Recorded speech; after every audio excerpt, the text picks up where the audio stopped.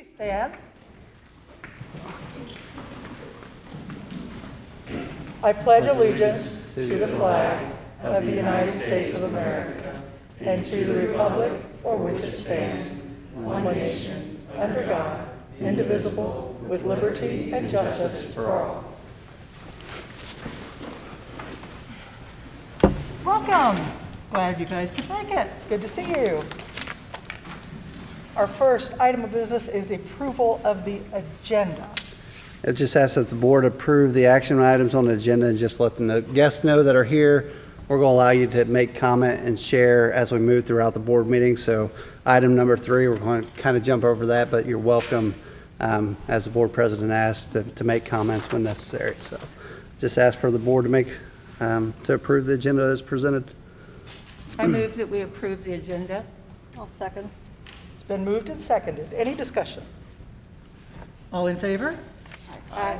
All opposed? Motion passes. Action items, Mr. Black. First item on the agenda is the extension of a resolution that we put in place in April. This is an extension of FMLA, really required by federal law, but we do need to have a resolution in place. And this extends the FMLA extension date to December 31st of 2020. It recently expired June 30th, but this extends that on out to meet up with federal requirements. So we need a motion to approve. I'll make that motion. Second. It's been moved and seconded. Any discussion? All in favor? Aye. Aye.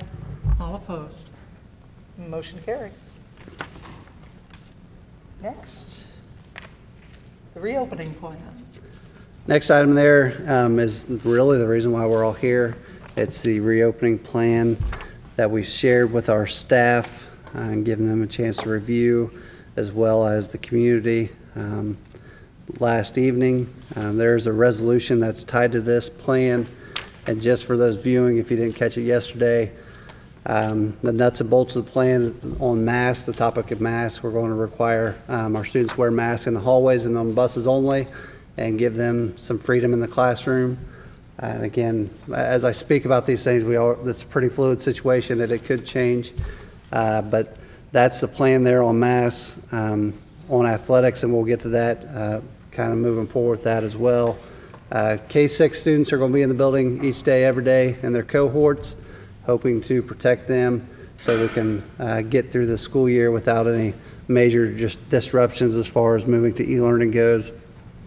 And then 7-12 will be in a hybrid model with our groups and blue and red groups. And on the grouping, I know we've got a lot of parents that have asked, you know, what group my child is going to be in.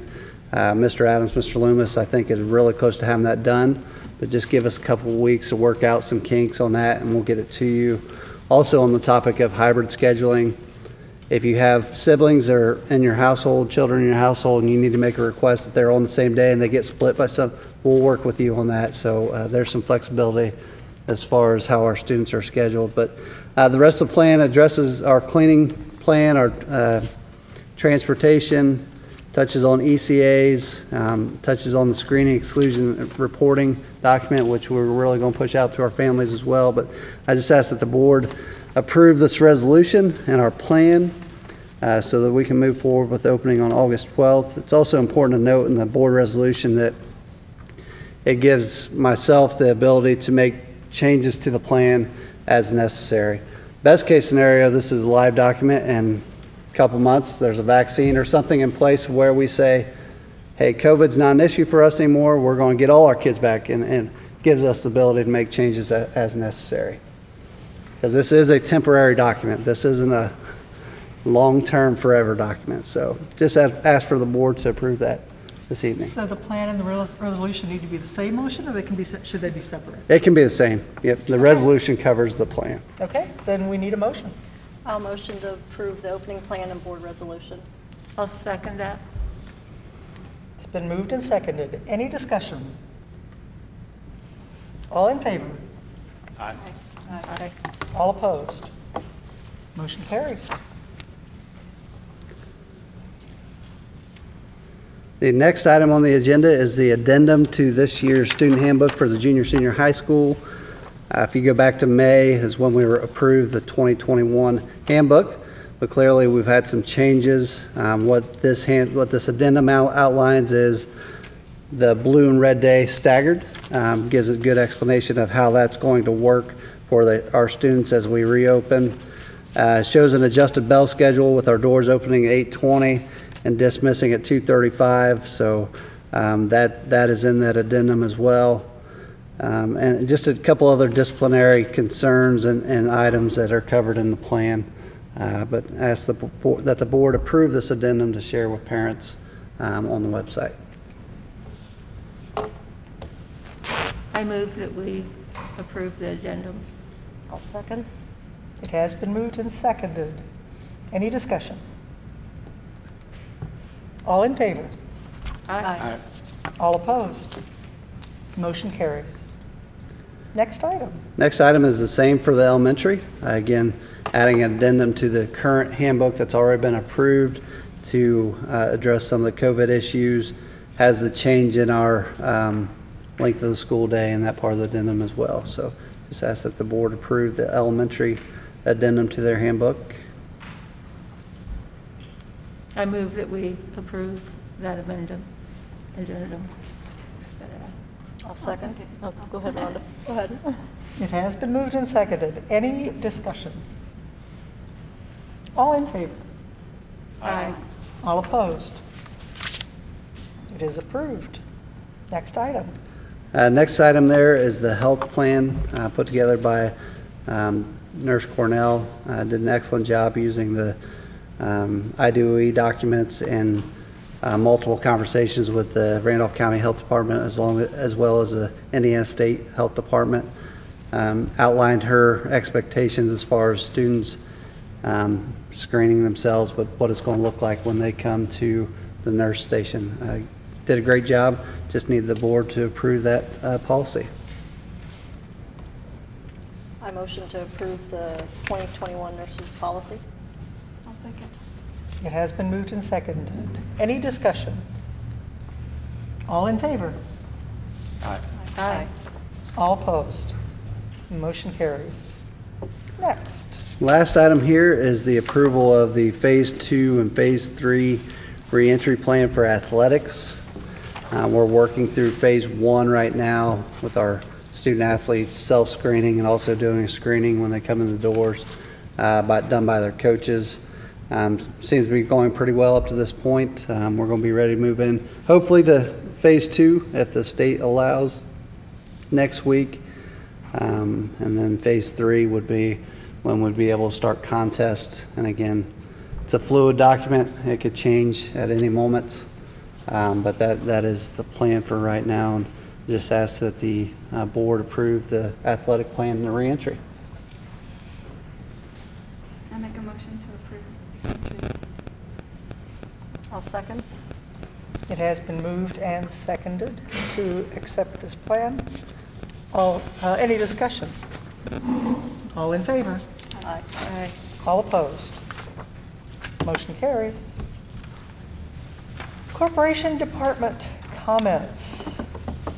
Corporation staff comments. And that is basically everybody that's in the room. Appreciate you all coming today. This is your time to ask questions, make comments on the plan as you've seen it. I'd like for you to kind of address the board with any thoughts that you may have on the topic or may not have. There's no pressure, but you're here, so if you have something that you'd like to share, now's your chance. Any concerns or anything? Yes. My name's Sean Byram. I teach here. I'm also a parent of 4 children, 3 in the elementary and 1 at the middle school. My most important question as a parent relates to the strongly encouraged mask wearing by our students. As a parent, can I request that my child's teachers and administrators enforce for my own children that they wear a mask throughout the day? Or is that left up to my 2nd grader and my 2 5th graders? So I'm just trying to, so you're asking, can our teachers, administrators basically require or help enforce to make sure that your boys are wearing their masks? If a parent would like that to be enforced for their children, is that much? I would think that if you would like for us to, I think we could definitely support that. I don't think that'd be too out of hand. I think, yeah. Sure. Second grade teacher. Yes. I was a second grade teacher. So if you would talk with the teacher and say, you know, I really want my child to have their mask on, they would help encourage that. It would just be like anything else, I need them to have their coat at recess. Yeah, that's fantastic. I wanted to start by commending you as well for your hybrid plan. I feel so much better about sending my kids to school. They haven't really been around a lot of kids for 5 months. And then all of a sudden be back in school made me a little bit concerned, but this plan I think works, and I'm confident and I feel good about it. I have some other questions, but I think it's probably more towards the individual schools and their teachers. So, thank you. Yep. Thank you, Sean. Thank you. I would say I wish more parents would have come tonight, but I'm glad to see all of you here. And shorter if requiring everybody to wear a mask all the time or testing people, I think their plan does the best job of trying to keep everyone safe and keep our cohorts small. So I know they've worked really hard on it. I think the biggest questions I'm fielding is from families that have children at Northside and children that will be on a hybrid. You know, there's dealing with the two schedules. That's Sure. their first chaotic thought. Yeah. They just have to think through it. I Right. think, Yeah. you know, maybe Yeah. they have a 7th grader. You know, they have all these kids at Northside and then they have a 7th grader. Sure. They're like, oh, now what are we going to do? We got a kid home. That's what they're working on. Yeah. And I think it's important to understand kind of why we landed where we did. I think the science, and I shared this council meeting, the science would say that teenagers and up are definitely carriers and are more apt to get sick. And also K-6, those kids need somebody at home with them. Most of our 7-12 students should be fairly self-sufficient and don't have to have daycare and those type of things. So there's a number of reasons why we landed where we did. Elementary, we can cohort and keep kids in the same classroom. 7-12, every 48 minutes when that bell rings, there's 400 kids in the hallway.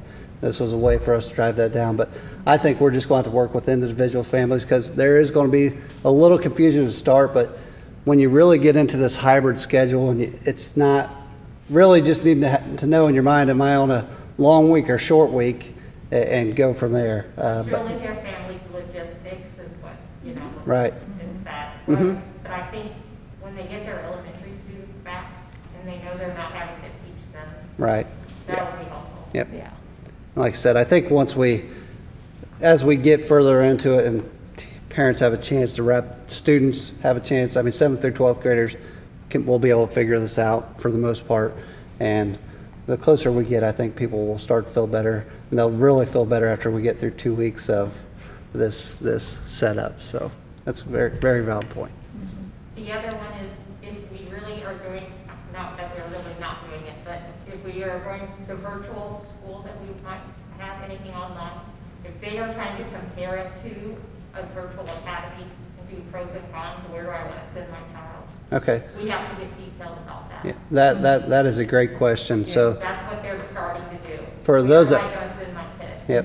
For those at home that are considering, keeping your student home virtual and looking at virtual academies, those type of things, I will tell you what we're going to offer differently at Randolph Eastern is the ability to talk to your teacher and have access to our teachers just like you're coming here every day, but you're choosing to stay home to do your work. That would be my short answer to that. We're really kind of see what our numbers are going to look like and to see how that's going to run at the elementary and how it's the junior, senior high. I think we have a really good idea what that might look like. But the difference is you remain at Randolph Eastern a Union City student, Northside student. So when we get to go back to normal, you're going to come right back in and not be in the dark on where your teacher was.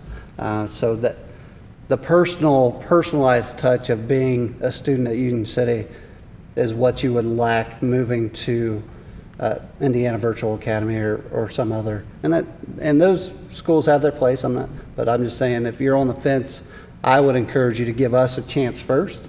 And then if you're not satisfied, then you'll always have that option. But I would definitely start with what we have lined up. So that's another good question point. Yeah. And also they said, it, in the spring, it was, we had to come up with something quickly and to get us through the year. This is going to be different, and the teachers know that, and they've been working on it. Yeah.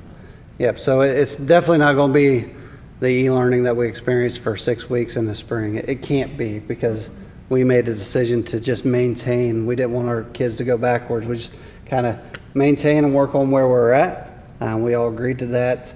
But when we come back, there's no more maintaining. We're going to create bigger education gaps. So whether they choose Randolph Eastern online or they choose coming to school, and one of these two models, that we've got to keep moving. They got to keep growing now. That's just what they want.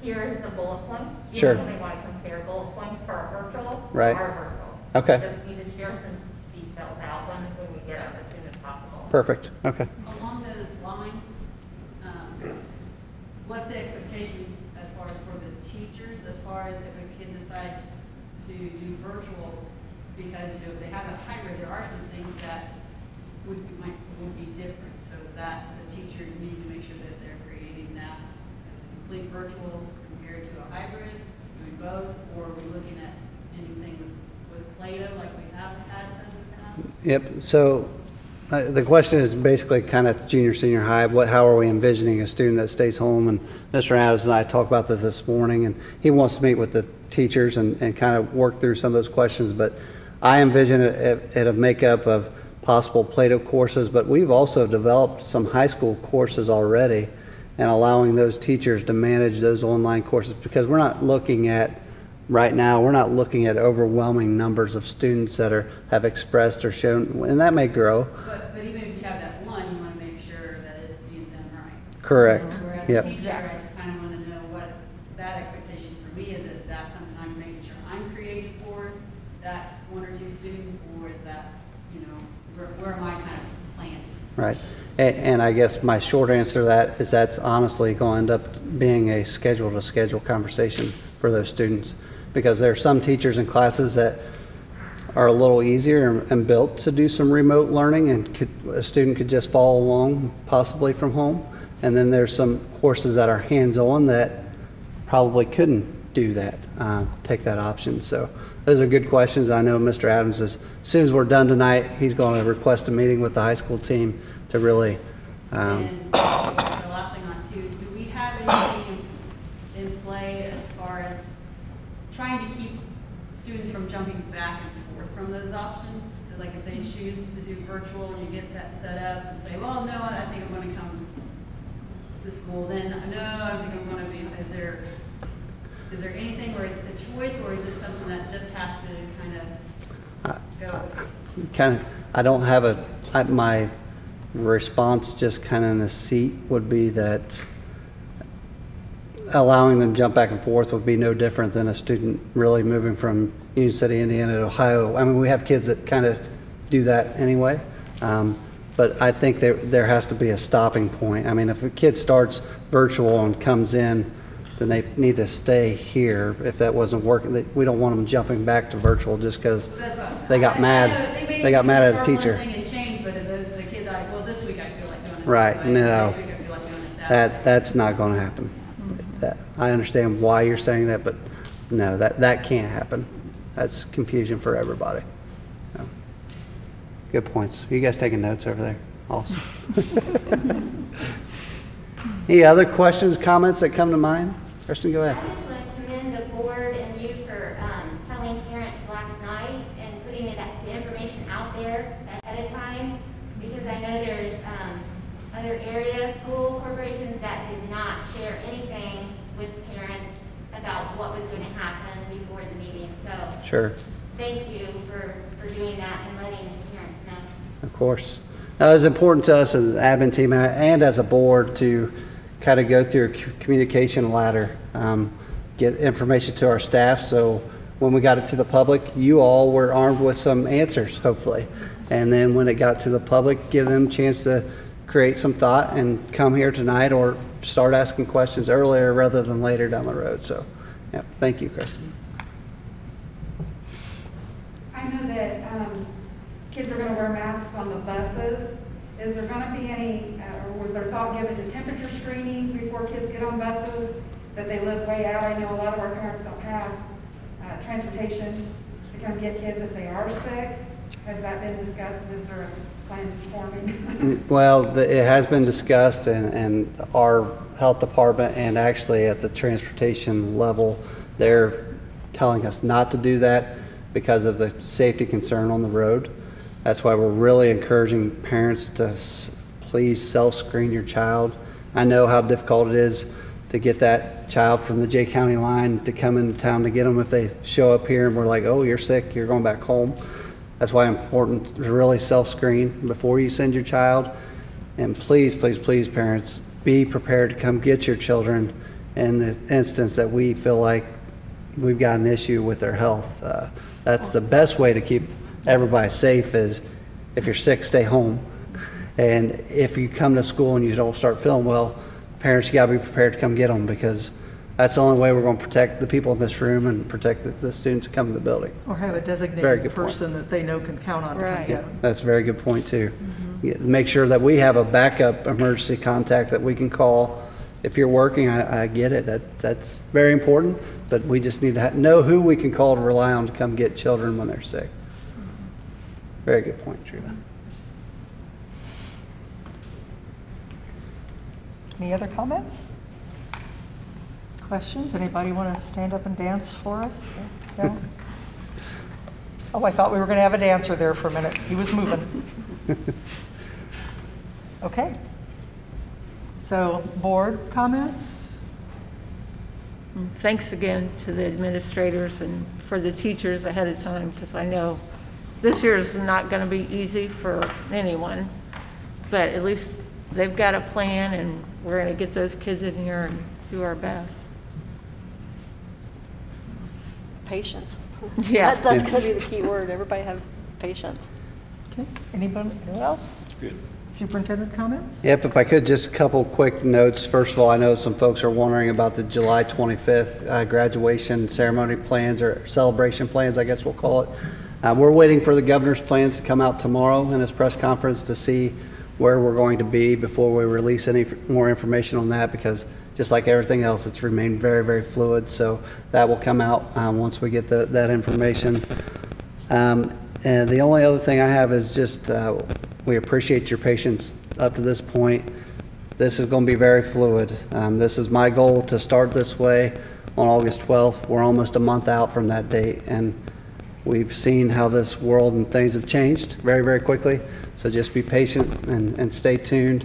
If you don't have good contact information at school, when you do online registration, make sure you give us the best number, best email address that you check on a consistent basis so we can communicate with you and get information to you in a timely fashion. So I believe that's all I have.